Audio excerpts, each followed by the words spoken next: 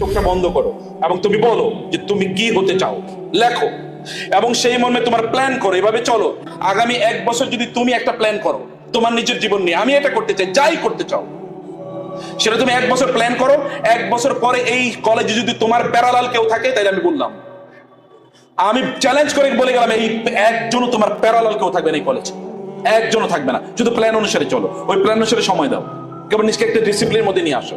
তোমরা যদি চাও সমাজকে পরিবর্তন করতে, তাইলে দারুল আরকাম স্টাইলের ছোট্ট স্টাডি সার্কেল তৈরি করতে হবে।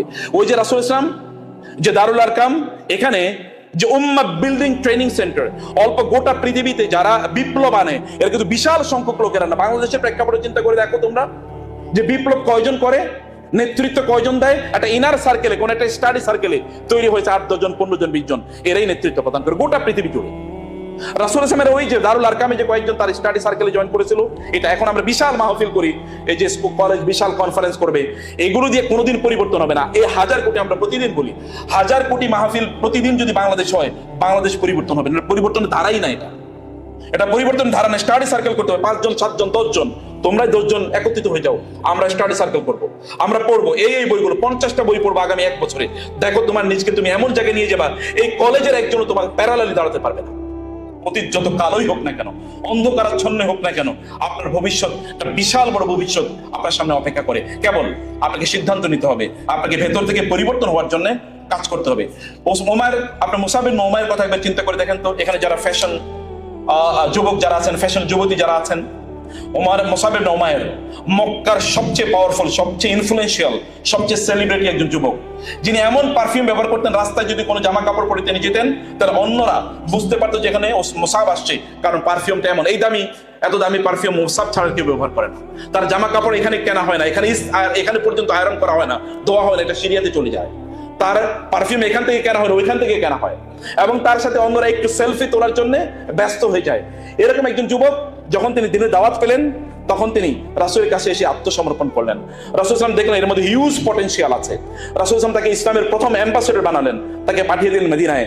যখন তিনি ইসলাম গ্রহণ করলেন, তার মা তাকে সকল সম্পদ থেকে বঞ্চিত করলো, তাকে বললো তোমাকে আমি বঞ্চিত করলাম। তিনি বললেন কোনো টেনশন নেই, আমার এই সম্পদ দরকার না, আমি মূল সম্পদ পেয়ে গেছি, আমি মূল সম্পদ পেয়ে গেছি। তাকে মদিনায় পাঠিয়ে দেওয়া হলো। আল্লাহ রাসূল জানতেন তার মধ্যে কি আছে, এবং তিনি মদিনার সমাজকে, একজন যুবক যে আপনাদের বয়সে, আমি জানি না তার বয়স আপনাদের চেয়ে কমও হতে পারে, আপনাদের চেয়ে কমও বয়স হতে পারে, তার মদিনায় গেলেন, গোটা মদিনার সমাজকে পরিবর্তন করে দিয়েছেন, গোটা মদিনার সমাজকে পরিবর্তন করে দিয়েছেন।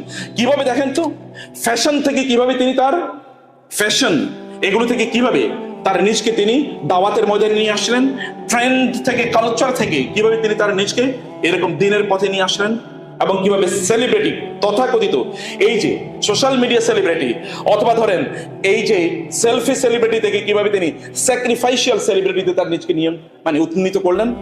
সেলফি কেবল, আমাদের তো কেবল সেলফি, আমরা কোনো প্রোগ্রামে যাই কেবল সেলফি তোলার জন্য, কোন রেস্টুরেন্টেও যাই সেলফি তোলার জন্য, কোথাও বেড়াতেও যাই একটাই কারণ, তাহলে সেলফি তুলবো, এবং কতজন লাইক করবে, কতজন কমেন্ট করবে, এটি আমার ইস্যু। আমার সবচেয়ে হ্যাপিয়েস্ট মোমেন্ট, সবচেয়ে nicest moment, most beautiful moment গুলো আমি শেয়ার করতে চাই, ওয়ার্স্ট মোমেন্ট গুলো আমি কারোর সাথে শেয়ার করতে চাই না। আপনি একবার মুসাবের মতো একবার নিজকে চিন্তা করে দেখেন, এখানে অনেকে আছে নিশ্চয়ই যারা ফ্যাশন সচেতন, আমি সেলিব্রেট করি এবং আমি আপনাকে এই কারণে কংগ্রাচুলেট করি, নো প্রবলেম।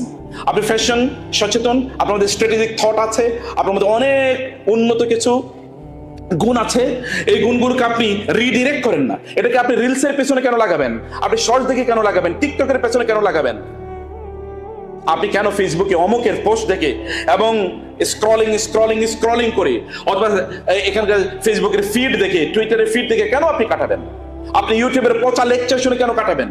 আপনার মধ্যে তো বিশাল সম্ভাবনা আছে। আরেকজন মুসাব আপনার মধ্যে লুকিয়ে আছে, এই কলেজের ক্যাম্পাসে আছে, কিন্তু আপনার নিজকে আপনার আবিষ্কার করে, ডিসকভার ইউরসেলফ, নো ইউরসেলফ, আপনার নিজকে আপনি চুনিন, আপনার নিজকে আপনি জানুন, এবং এর মাধ্যমে আপনি আপনার নিজকে পরিবর্তন করতে পারবেন। মনে রাখবেন, সাহাবায়ে কেরাম রাদিয়াল্লাহু তাআলা আনহুম আজমাইন, যাদের কথা আমি আপনাদেরকে বলছি, এরা প্রত্যেকেই কিন্তু জন্মগতভাবে কেউ ফেরেশতা ছিল না, জন্মগতভাবে কেউ সাধু ছিল না, জন্মগতভাবে সবাই আল্লাহ ওয়ালা এরকম ছিল না। কিন্তু তাদের মধ্যে একটা রেজুলেট মেন্টালিটি ছিল যে না, I want to transform my self, I want to change my self, আমার নিজকে আমি পরিবর্তন করতে চাই। আপনারা যদি ঠিক এইরকম একটা সিদ্ধান্ত নেন, তাহলে আপনারা এই কথিত ফ্যাশন অর্থাৎ কথিত সোশ্যাল মিডিয়া এবং পাবলিক ইমেজ এগুলোকে বাদ দিয়ে নিজেদের ইন্টারনাল ইমেজ থেকে আপনারা তৈরি করতে চাবেন। খালিদ ইবনে ওয়ালিদের কথা চিন্তা করে দেখেন, হুদাইবিয়া সন্ধি পর্যন্ত তিনি ইসলামের বিরুদ্ধে আছেন, হুদাইবিয়া সন্ধি পর্যন্ত। তো তার হুদাইবিয়ার সন্ধির পর তার মধ্যে কি চেতনা আসলো, চিন্তা আসলো, তিনি গেলেন মদিনাতে, গিয়ে বলেন, ইয়া রাসূলুল্লাহ, আমি ভুল করেছি, আপনি আমাকে মুসলমান বানিয়ে দেন। রাসূল বুঝলেন তার মধ্যে অমিত সম্ভাবনা আছে, বিশাল সম্ভাবনা আছে। রাসূল তার এই সম্ভাবনাকে একটু রিডিরেক্ট করলেন। আমাদের উস্তাদদের এটা বলছি যে আপনার স্টুডেন্টদের মধ্যে কারোর মধ্যে হয়তো এরকম কোনো সম্ভাবনা আছে, একটু রিডিরেক্ট করা। রাসূল সাল্লাল্লাহু আলাইহি দেখলেন না, তাকে এতদিন তিনি যা ছিলেন এমন শক্তিশালী সেনাপতি, এটা বিরল মানব ইতিহাসে। এটা একটা ডিফারেন্ট কাইন্ড অফ ব্রিড, এটা ডিফারেন্ট ব্রিড, এটা ভিন্ন রকম একটা বীজ।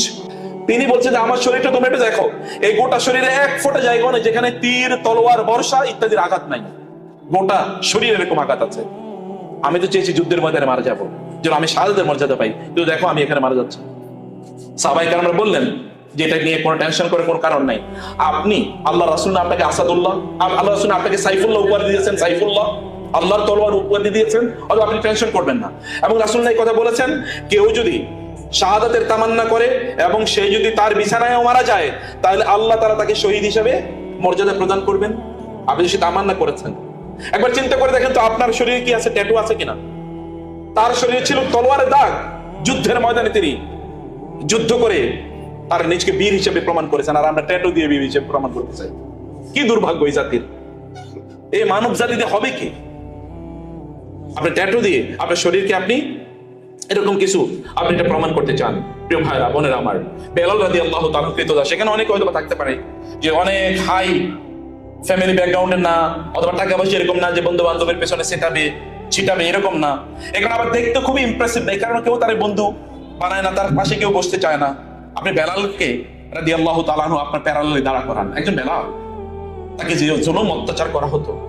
একজন খাব্বাবের কথা চিন্তা করে দেখেন তো, খাব্বাব রাদিয়াল্লাহু তাআলা কেবল দ্বীনের কারণে তার উপর বনু উমাইয়া এমন জুলুম করেছে যে উত্তপ্ত জ্বলন্ত অঙ্গারের উপর তাকে শুইয়ে রাখা হতো, এবং তার শরীর, তার পিঠ পুড়ে ওইখান থেকে যে চর্বি পড়তো, এই চর্বির কারণে ওই আগুন নিভতো। এর আগে ওরা আগুন নিভাতো না, আগুন নিভলে কেবল তিনি যেতে পারতেন। এবং তিনি যখন মদিনায় হিজরত করে গেলেন, সাহাবায়ে কেরাম তার পিঠ থেকে কাঁপতেন যে এরকম করেছে আপনার প্রতি। এরকম খাব্বাবদেরকে কেউ বন্ধু বানাতে চায় নাই। খাব্বাবদেরকে দুনিয়ার মানুষ বন্ধু বানাতে চায় না, তাতে কি হচ্ছে? কিন্তু মানব জাতির শ্রেষ্ঠতম মানুষ তাকে বন্ধু বানিয়েছেন মুহাম্মদ রাসূলুল্লাহ সাল্লাল্লাহু আলাইহি ওয়াসাল্লাম। তিনি দুনিয়াতে সেলিব্রিটি না, কিন্তু আসমানের ফেরেশতাদের কাছে তিনি সেলিব্রিটি। দুনিয়ার মানুষ অথবা তাকে চিনতো না, তার সাথে বন্ধুত্ব করতো না, কিন্তু ফেরেশতারা দৌড়াদৌড়ি করতো, প্রতিযোগিতা লাগাতো কে তার বন্ধু হতে পারে, কে তার আমল নামায় তার ব্যাপারে বেশি সওয়াব লিখে দিতে পারে। এরা এরকম মানুষ। আপনি নিজকে আপনি কার কাছে সেলিব্রিটি হিসেবে বানাতে চান? কে আপনার সেলিব্রিটি? এই স্ট্যাটাস থেকে কে এর সেলিব্রেট করবে? ইকরামা আপনি আবু জাহেলের ছেলে ইকরামা, আবু জাহেলের কথা কি আর বলবো, আপনারা তো জানেনই। আবু জাহেলের ছেলে ইকরামা মক্কা বিজয় পর্যন্ত রাসূলের বিরোধিতা করেছে।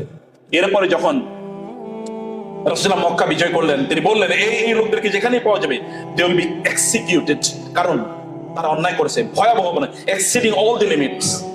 ইকরামা পালিয়ে চলে গেলেন, তার স্ত্রী ইসলাম গ্রহণ করেছেন। রাসূলকে এসে বললেন, ইয়া রাসূলুল্লাহ, আমার স্বামী ইকরামাতে সে তো পালাইছে, অন্যায় করেছে, আপনি একটু তারে মাফ করে দেন না। রাসূল সাল্লাল্লাহু নারীদেরকে প্রচন্ড সম্মান করতেন। একজন নারী এসে তাকে অ্যাপ্রোচ করেছে তার স্বামীর ব্যাপারে, এটাকে কিভাবে তিনি ডিনাই করেন? How it can be denied? তিনি বলেন, যান, আপনার স্বামীকে আমি মাফ করে দিলাম। তার স্ত্রী তাকে আনার জন্য গেলেন, তিনি একেবারে ইয়েমেনের কাছাকাছি, সেই জিদ্দার কাছাকাছি, ইয়েমেনে পালিয়ে চলে যাবেন। তিনি দৌড়ে গেলেন, স্বামী, আমি তোমার জন্য রাসূল মানব জাতির এই আমার দেখা শ্রেষ্ঠতম মহানুভব মানুষের কাছ থেকে ক্ষমা নিয়ে এসেছি। সত্যি তিনি আমাকে ক্ষমা করে দিয়েছেন? হ্যাঁ, চলুন। তিনি তাকে নিয়ে আসলেন। এসে তিনি যখন রাসূলের কাছে বসলেন, বলেন, ইয়া মুহাম্মদ, আপনি কি আমাকে ক্ষমা করে দিয়েছেন? বলে, হ্যাঁ, ক্ষমা করে দিয়েছি। মুহূর্তের মধ্যে আমি জানি না এটা কত সেকেন্ডের কনভারসেশন, 5 সেকেন্ড 10 সেকেন্ড, মুহূর্তের মধ্যে তার বিবর্তন হলো। তিনি বলেন, আমি আল্লাহর কসম করে বলছি, আপনার চেয়ে সত্যবাদী, আপনার চেয়ে বিশ্বস্ত, আপনার চেয়ে ভালো এবং মহানুভব মানুষ আমার জীবনে কোনোদিন দেখি নাই। আপনি তো ইকরামার মতো না, নিশ্চয়ই আপনি তো ইকরামার মতো এতগুলো যুদ্ধ আল্লাহ রাসূলের বিরুদ্ধে করেন নাই। রাসূলুল্লাহ সাল্লাল্লাহু আলাইহি ওয়াসাল্লাম মুহূর্তের মধ্যে তার সামনে মুহূর্তের মধ্যে তার বিবর্তন হয়ে গেল। আমি কেবল তার জীবনের লাস্ট কথাটা বলি, ইয়ারমুকের যুদ্ধে সেখানে খালিদ ইবনে ওয়ালিদ আছে। এর মধ্যে যে সোহরাব রুস্তমের নাম আপনারা শুনেছেন, সোহরাব এবং রুস্তম, রুস্তমের বাহিনী, রুস্তম ছিল সেনাপতি, তার ছেলে সোহরাব, রুস্তমের বাহিনী এসে মুসলমানদের উপর আক্রমণ করলো। বিশেষ করে যেখানে খালিদ ইবনে ওয়ালিদের টেন্ট, তাবু, এই তাবুতে আক্রমণ করলো। সেখানে ইকরিমা খালিদ ইবনে ওয়ালিদের সাথে কথা বলছিলেন। হঠাৎ করে আক্রান্ত হয়ে মুসলমানরা তারা ছিন্ন বিচ্ছিন্ন হয়ে গেল। কিন্তু ইকরিমা সেখানে দাঁড়িয়ে গেলেন, বলো এই তোমরা কোথায় যাচ্ছ? বলো পালাও পালাও, ও আক্রান্ত হয়েছে, আমরা আমাদের জীবন বাঁচানো দরকার। ইকরিমা সেখানে দাঁড়িয়ে গেলেন এবং বললেন, হে মূর্খের জাতি, হে মূর্খরা, তোমরা কি জানো না আমি যখন কাফের ছিলাম তখন আমি আল্লাহ রাসূলের বিরুদ্ধে যুদ্ধ করেছি, ওই রকম কোন যুদ্ধে আমি পালাই নাই। আর আমি ইসলাম গ্রহণ করার পর, আল্লাহ রাসূলের অনুসারী হওয়ার পর আমি যুদ্ধের মধ্যে থেকে পালাবো? তোমরা আমাকে কি মনে করছো? আমি রাসূলের অনুসারী হওয়ার পর যুদ্ধের মধ্যে থেকে পালাবো? এর আগে কোনোদিন পালাই নাই। আমার জীবন থাকতেও আল্লাহ রাসূলের দ্বীনের উপর কেউ আছড় ফেলবে, এটা হতেই পারে না। এরপর তিনি যুদ্ধ করলেন, যুদ্ধ করতে করতে এখানে তিনি শাহাদাত বরণ করলেন। একজন ইকরিমা, আপনি কেন একজন ইকরিমা হতে পারবেন না? একজন ইকরিমা আপনার পক্ষে অসম্ভব। আমাদের তাহলে গ্যাপটা কোথায়? আমরা কেন সাহাবায়ে কেরামের মতো এরকম উন্নত শিক্ষার্থী হতে পারি না? স্টুডেন্ট কেন আমরা হতে পারছি না? গ্যাপটা কোথায়? সাহাবায়ে কেরামরা কি শিখতো এবং কিভাবে শিখতো? তারা শিখতো কি? তারা যা শিখতো তারা আমরা কি শিখি? আমাদের ক্যাম্পাস সাহাবায়ে কেরামের ক্যাম্পাস, আমাদের স্টুডেন্ট লাইফ সাহাবায়ে কেরামের স্টুডেন্ট লাইফ, আমাদের মিশন সাহাবায়ে কেরামের মিশন, আমাদের লাইফস্টাইল সাহাবায়ে কেরামের লাইফস্টাইল। একটু প্যারালালি কন্ট্রাস্ট করুন, কম্পেয়ার করুন এবং দেখুন তারা কি করেছে। তারা শিখতো কেবলমাত্র আল্লাহ সুবহানাহু ওয়া তাআলাকে সন্তুষ্ট করার জন্য। আমরা শিখি কেবলমাত্র সার্টিফিকেটের জন্য। তারা আল্লাহকে সন্তুষ্ট করার জন্য শিখতো। তারা শিখতো কেবলমাত্র মানুষকে কিভাবে কল্যাণ দেওয়া যায় জন্য। আমরা কেবল আত্মকেন্দ্রিক, কিভাবে নিজের কল্যাণ করা যায়, এর বাইরে কিছুই বুঝি না। তারা শিখতো উম্মার দায়িত্ব কিভাবে নেওয়া যায়। এই যে উম্মা আজকে এতটা ক্ষত বিক্ষত, চারিদিক থেকে আগত, এই বাঘকে, এটা তো বাঘের জাতি, এই যে রাজার জাতি, এই রাজার জাতির এখন ভিক্ষুকে পরিণত হয়েছে। এটা মানবতার শিক্ষক জাতি, মুসলিম উম্মাহ মানবতার শিক্ষক জাতি, কিন্তু এখন তারা মূর্খের জাতিতে পরিণত হয়েছে। এরা হচ্ছে বাঘের জাতি, কিন্তু এখন তারা বিড়ালে পরিণত হয়েছে। এই জাতিকে জাগ্রত করার জন্য তারা জ্ঞান অর্জন করেছেন। আপনি কেন জ্ঞান অর্জন করছেন? আপনার what is the motive, what is the purpose, what is the objective, what is the secret behind your study? আপনি কেন পড়েন? আপনি যদি নাই জানেন আপনি কেন পড়েন, আপনি কোনোদিন উজ্জীবিত হবেন না, অনুপ্রাণিত হবেন না। এই পড়াশোনা আপনি কোনোদিন এগিয়ে নিয়ে যাবে না। ডিগ্রি কোনোদিন আপনাকে, ডিগ্রি স্যারদেরকে জিজ্ঞেস করে দেখেন, degree will not purchase anything for you, not in this world, not neither in the hereafter. এই দুনিয়া আখিরাতে কোথাও এই ডিগ্রি আপনার কোনো কাজেই লাগবে না, দুনিয়াতে কাজে লাগবে না। আমাদের কোনো ডিগ্রি আমাদের কোনো কাজে লাগে না। এখন তো সার্টিফিকেটের দিকে তাকায় না। যারা যান জব মার্কেটে গিয়ে দেখেন সার্টিফিকেটের দিকে কয়জন তাকায়? সার্টিফিকেটের দিকেও তাকান। স্কিল, আপনি কি জ্ঞান, কি প্রজ্ঞা অর্জন করে এসেছেন সেটা দেখান। আপনার কোনো সার্টিফিকেট লাগবে না, আপনি আমাকে দেখান যে আপনি কি স্কিল অর্জন করেছেন। আপনার কি চাকরি লাগবে আমাকে বলেন, আমি বলে গেলাম এখানে কি। আপনি কেবল স্কিল দেখান যে আপনি কি অর্জন করেছেন। Certificate doesn't matter. Certificate western, এটা কেবলমাত্র এটা একটা মানে বিজনেস এন্টারপ্রাইজ। সার্টিফিকেট ছাড়া মুসলমানদের যখন এডুকেশনাল সিস্টেম ছিল তখন এরকম সার্টিফিকেটের কোনো জাতীয় ধারণাও ছিল না। আমি যেটা বলছিলাম যে এখন আমাদের অধিকাংশের মূল লক্ষ্য উদ্দেশ্য কি? তাহলে জব, টাকা, স্ট্যাটাস, মাইগ্রেশন, ইমিগ্রেশন, এর বাইরে কোনো কিছু নেই। আপনি জব এবং ওই সাবজেক্টগুলো আমরা পড়ি, যে সাবজেক্টগুলো আমাকে মানুষ না বানায় কি একদম জব সিকার বানাবে। কেবল আমি চাকরি খুঁজবো এবং দেখেন আপনাদের মূল লক্ষ্য কি? একটা সরকারি চাকরি। সরকারি চাকরি কেন? তাইলে এই চাকরির কোনোদিন যাবে না। কারণ একটাই, যে আমি যতই অথর বহি না কেন এই চাকরিটা কোনোদিন যাবে। এরকম একটা মানসিকতা নিয়ে আমরা জব মার্কেটে আমরা যেতে চাই। সাহাবায়ে কেরাম রাদিয়াল্লাহু তাআলা আনহুম তাদের দিন এবং রাত, আমাদের দিন এবং রাতের কথা একবার চিন্তা করে দেখেন। সাহাবায়ে কেরামদেরকে বলা হতো যে তারা রাতের বেলা কি, সাহাবায়ে কেরামরা তারা রাতের বেলা, তারা রহমানুল লাইল, রাতের বেলা দাঁড়িয়ে সিজদায় লুটিয়ে পড়ে তারা কেঁদে আল্লাহর ইবাদত করতেন। দিনের বেলা তারা সিপাহ সালার হিসেবে তারা যুদ্ধ করতেন। আর আমাদের রাত কিভাবে কাটে বলেন? আপনাদের রাত কিভাবে কাটে? আপনাদের রাত যদি কাটে কেবলমাত্র ফেসবুক টিপায়া, ইউটিউব টিপি, অথবা নীল সংস্কৃতি দেখে, তাহলে ইউ আর কমপ্লিটলি লস্ট। তাইলে আর আপনার কোনো কাজে লাগবে না। সাহাবায়ে কেরামের রাত দেখেন, তাদের রাত কিভাবে কাটিয়েছে। আমার রাত যদি এরকম হয় যে আমার রাতটা আমি জাগ্রত থেকেছি কিন্তু দিন আমি ঘুমিয়ে কাটিয়েছি, যদি এমন হয় যে ফজর পর্যন্ত আমি ঘুমিয়ে আমি কেবল স্ক্রল করলাম, click click click click click, কিন্তু যখন ফজরের সময় হয় তখন আমি ঘুমিয়ে পড়লাম, তাহলে আপনি দিয়ে হবে কি? আপনার রাতকে নিয়ন্ত্রণ করেন। সাহাবায়ে কেরামের মতো রাত নিয়ন্ত্রণ করেন। যদি আপনি রাত নিয়ন্ত্রণ করতে পারেন, সাহাবায়ে কেরামে তার অলওয়েজ অন সালাত কেন্দ্রিক জীবন, সিরিয়াস স্টাডি এবং উম্মার দায়িত্ববোধ এগুলো তাদের মধ্যে ছিল। আপনাদের মধ্যে যদি এগুলো তৈরি হয় তাই হবে। সাহাবায়ে কেরামরা ইতিকাফ করতেন মসজিদে, এখন আমরা ইতিকাফ করি মোবাইলে, নাকি? মোবাইলে ইতিকাফ বুঝেন কিনা? সাহাবায়ে কেরামের তাদের তাবলীগ ছিল মসজিদে, এখন আমার তাবলীগ হলো বালিশি তাবলীগ। এর মধ্যে আমরা এখন নিজেকে নিবদ্ধ করে রেখেছি। সাহাবায়ে কেরামরা তাদের নফসকে নিয়ন্ত্রণ করতেন, কিন্তু আমরা এখন নফসের কি নিয়ন্ত্রণে আছে। আমাদের নফস যা বলে আমরা তাই করি। আমরা আমাদের নিজেকে নিয়ন্ত্রণ করতে পারি না। সাহাবায়ে কেরাম রাদিয়াল্লাহু তাআলা তাদের ইলম, তাজকিয়া, দায়িত্ব এগুলো সবকিছু একসাথে চলতো। জ্ঞান অর্জন তাদের নিজেদের উন্নয়নের জন্য তারা করতেন, কিন্তু আমরা জ্ঞান অর্জন আমাদের নিজেদের উন্নয়নের জন্য আমরা একেবারেই করি না। লাস্ট স্টুডেন্টদের জন্য আমি 7টি জিনিস, একবার এটা আপনারা লিখে নেবেন, আপনাদের জন্য 7টি জিনিস বলি। তার আগে ওস্তাদদের জন্য, শিক্ষকদের জন্য, আমি যেহেতু শিক্ষক আমার নিজকেও আমি বলছি যে আমরা যদি চাই যে সত্যিকার অর্থে ওইরকম শিক্ষার্থী তৈরি হোক বা ওরকম মানুষ তৈরি হোক, তাহলে 1 নম্বরে ক্লাসে ঢোকার আগে আমাদের ওস্তাদদের উচিত আমি নিয়ত করে ঢুকি যে আজকে আমি কেন ক্লাসে যাচ্ছি। আল্লাহ, আমি এখানে একটা ওমর বানাতে চাই, আমি একটা খাদিজা বানাতে চাই, আমি একটা আয়েশা বানাতে চাই। নিয়ত করেন না, সমস্যা নেই। আপনি এটা নিয়ত করলে যদি একটা ওমর যদি আপনার, কেন এখন কি ওমর তৈরি হতে পারে না? উম্মার এত মানুষ, 250 কোটি মানুষ, একটা ওমর কেন তৈরি হবে না? ওমরের প্যারালাল কেন তৈরি হবে না? কেবল আমাদের নিয়তের অভাব।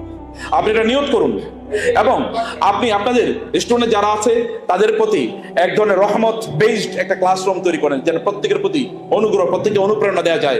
এই কাজগুলো আমাদের করা দরকার।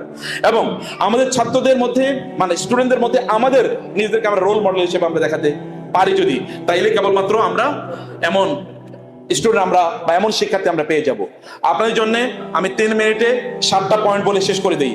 1 নম্বর হচ্ছে, আপনারা মনে রাখবেন, আপনারা শিক্ষার্থীদের জন্য বলছি 7টি করণীয়। 1 নম্বরে করণীয়, আমি শুধু স্টুডেন্ট না, আমি উম্মা বিল্ডার, আমি উম্মার জন্য আমার নিজকে তৈরি করতে চাই। এরকম চিন্তা করেন যে আমি উম্মার জন্য আমার নিজকে তৈরি করতে চাই। সবকিছু আমার, every skill, every certificate, every degree, every study, every movement I make, এগুলো সবকিছু উম্মার জন্য, এই জাতির জন্য, মুসলিম উম্মার জন্য, যে জাতির প্রতি আমি বিলং করি। আপনার আইডেন্টিটি যে আপনি উম্মা বিল্ডার, আমি উম্মাকে নির্মাণকারী, উম্মাকে আমি তৈরি করব। এরকম কেবলমাত্র আপনি মুসাব ইবনে উমাইরের মতো আপনি মানে ফ্যাশন সচেতন থেকে ফুতুহাত সচেতন, অর্থাৎ মুসলমানদের জন্য আপনি বিজয় নিয়ে আসবেন। এটা আপনার একটা এইভাবে নিজকে আপনার তৈরি করা দরকার। ক্যাম্পাসে এরকম অসংখ্য স্টুডেন্টদের সাথে আমাদের ইন্টারাকশন হয়, যারা তাদের এরকম শূন্যতার কথা বলে। তারা কেবলমাত্র, একজন এসে বলেছে আমার ভিতরে আমি প্রচন্ড শূন্যতা অনুভব করি। আমি বলেছি তুমি যাও কেবল তাহাজ্জুদের নামাজ আদায় করে, 2 রাকাত নামাজ আদায় করে সিজদার মধ্যে গিয়ে লুকিয়ে পড়ে আল্লাহকে বলো, আল্লাহ আমি ভেতরে শূন্যতা ফিল করি, তুমি এই শূন্যতা দূর করে দাও। পরের দিন এসে বললো, কেঁদেছে। আমি বলে স্যার এমন ভালো লাগছে, এটা পৃথিবীতে কোনোদিন এরকম ফিল করি না। এক মেয়ে এসে বলো যে ব্রেকআপ হয়েছে, আপনারা তো জানেন এরকম।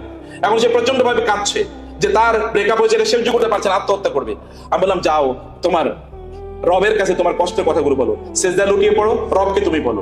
সে সেজদা লুটিয়ে রবকে প্রচন্ড কান্না করে বললো। এসে বলো পরের দিন, স্যার এত ভালো ফিল করতেছি, কিসের ব্রেকআপ? আমার এতদিন ব্রেকআপ মূলত আল্লাহর সাথে ছিল, আমি বুঝি নাই, আমি একটা ভুল জায়গায় ছিলাম, মূলত ব্রেকআপ ছিল আল্লাহর সাথে।